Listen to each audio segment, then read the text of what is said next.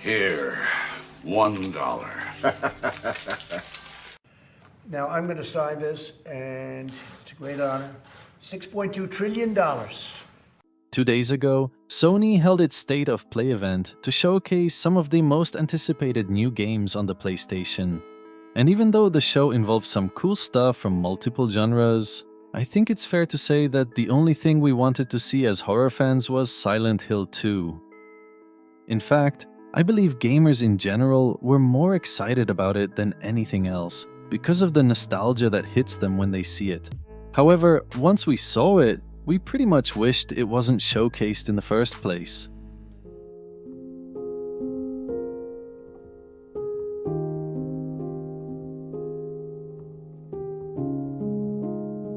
I don't even know where to start, but the whole thing felt a little bit disappointing, even though it was expected as well, because let's not forget that we're talking about something from Konami here. The first thing that I noticed, and I'm pretty sure most of you noticed as well, was the visuals.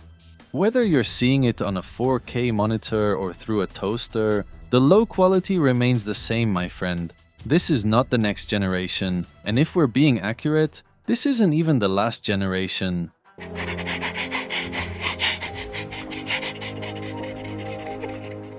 One of the best examples that came to my mind to compare it with is the original The Evil Within that came out 10 years ago in 2014. We're talking about a whole decade since we had that game, and it literally beats this upcoming Silent Hill on every scale.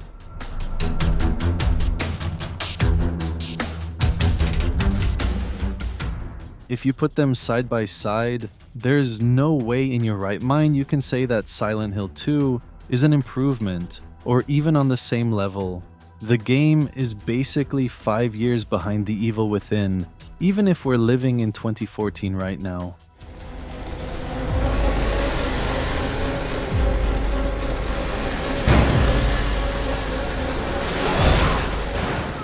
You can also see this clearly when you compare the buildings in both games. The Beacon Mental Hospital in The Evil Within looks like something that designers worked on carefully to be suitable for the dark themes of the story, while the buildings in Silent Hill seem like architecture you would see in the old Deadpool game, where the last thing they are supposed to cause is a feeling of dread, or being inside a scary place. Smells like blood.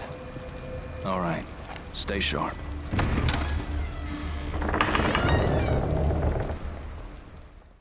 And if we expand the comparison even further and add games like Resident Evil 2 to the chat, then the difference would be too big for a fair comparison.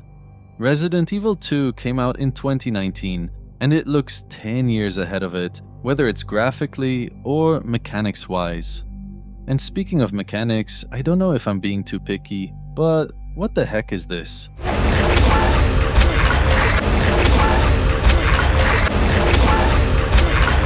I don't know if it's just me, but the Silent Hill melee combat here appears like you're hitting a bag with a stick.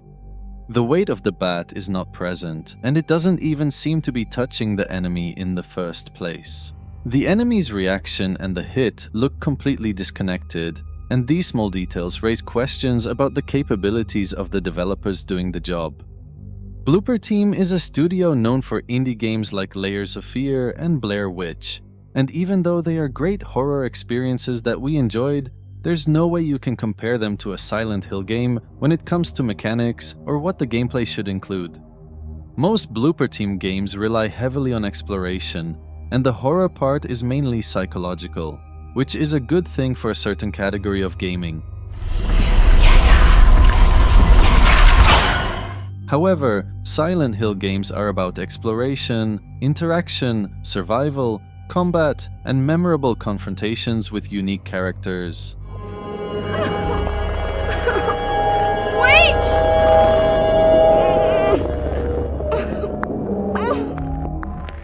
In my opinion, this combination of elements is too much for an indie studio that wants to make a drastic change to its identity.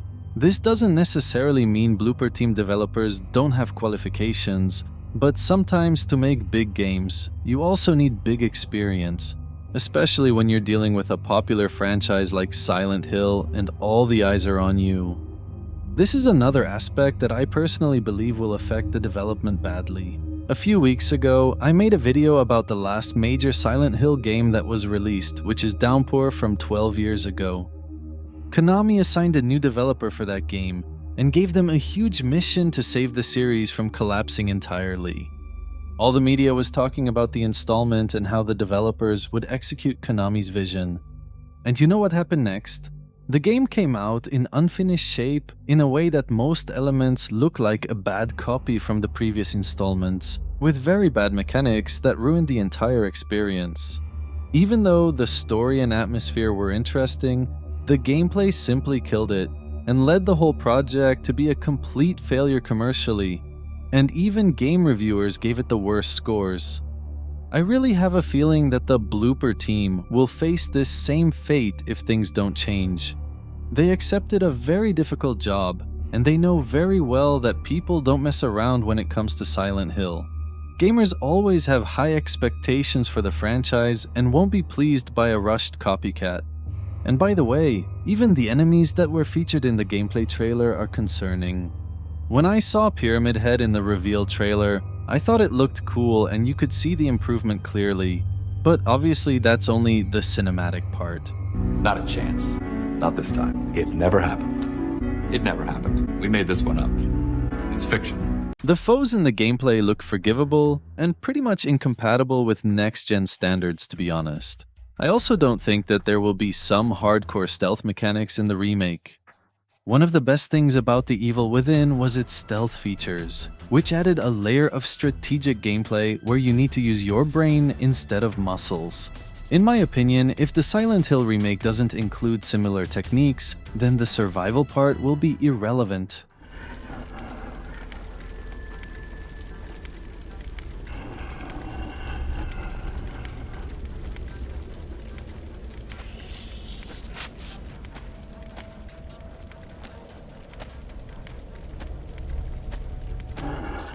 If Konami wants to revive the game with a modern touch, I genuinely believe that the right thing to do is to hire some people from the Evil Within team. It's one of the few games I can think of that perfectly combines survival and psychological elements in amazing balance. Just like James, the protagonist Sebastian here is also stuck in an alternate nightmarish world where reality and fiction are intertwined. He doesn't know how he got here, and he has no idea how to get out. He's lost in a realm where nothing makes sense, and the tragedies of the past are echoing. The enemies in The Evil Within are also not random. Each one represents a disturbing collection of ideas and themes, but the only difference is that these ideas are not from the protagonist's mind, but rather from the antagonist's mind, Ruvik. Ruvik, it is you. Anyway, before I finish the video, I also need to mention a small aspect that simply ruined half of the gameplay trailer, which is the freaking music in the end.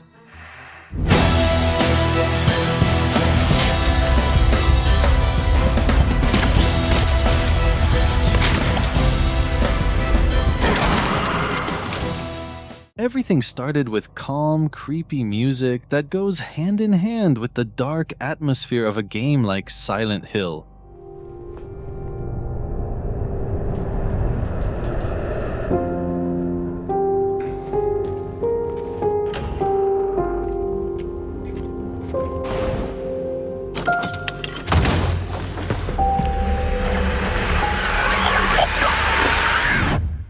But then, suddenly, out of nowhere, the whole thing turned into pop music, as if James was going to chill at the beach.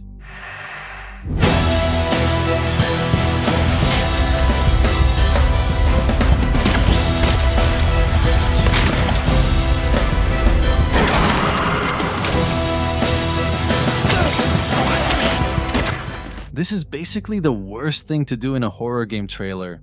People play these games to feel the fear and spookiness, and the dark music plays a big role in that. Using happy music like that in the end made me feel like it's a motivational video to help James defeat his depression and go to the gym. It's even worse in this specific game, because the core of the experience here is about the despair, hopelessness, and mental pain of James. So the last thing you should encounter here is happy stuff, or a cheerful tone. I mean, there's a reason why this game was mentioned multiple times on this channel in videos about the saddest horror games ever created. It's a tale of suffering and agony, and the whole purpose here is to witness James go insane until he collapses completely. Anyway, my boys and girls, I think this video should end here before we all start crying over James's misery. Tell me in the comments what you think about the new gameplay trailer and whether you're optimistic about the future or not. Personally, I believe the trailer being bad is actually a good thing, because it gives the developers the chance to take the criticism early and try to fix the mistakes before the full game comes out. Trust me, a bad trailer is way better than a bad game that's already been released. So despite all the flaws and the concerning stuff, I'm still having hope and believing that things might get better as development goes on. Even though I wasn't planning to make this video in the first place, and you know that our content is usually not this short, I really wanted to talk about my impressions, and hopefully someone from the blooper team will watch the video and understand the concerns. Anyway, give this video a like if you enjoyed it, and I'll see you in the next one. I was weak. That's why I needed you. Needed someone to punish me for my sins. But that's all over now. I know the truth. Now it's time to end this.